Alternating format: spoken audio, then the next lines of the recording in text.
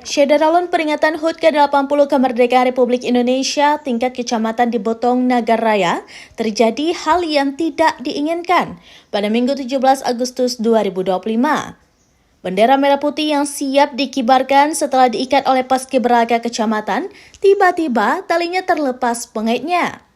Spontan saja seorang murid SD kelas 6 dari SD Kedes Semut Kecamatan Betong, Julian Saputra, yang juga hadir sebagai peserta upacara, memanjat tiang bendera serta menarik tali yang terlepas untuk disambungkan kembali.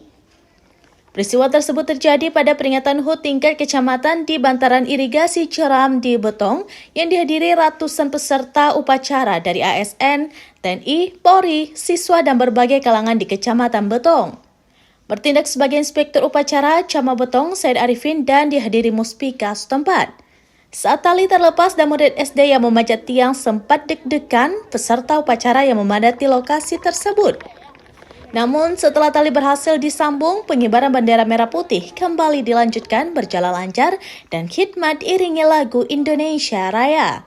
Banyak peserta upacara merekam momen tersebut dan video juga menyebar luas di sejumlah grup WhatsApp di Nagarraya. Dari Nagarraya, Rizwan, Serambinews.com.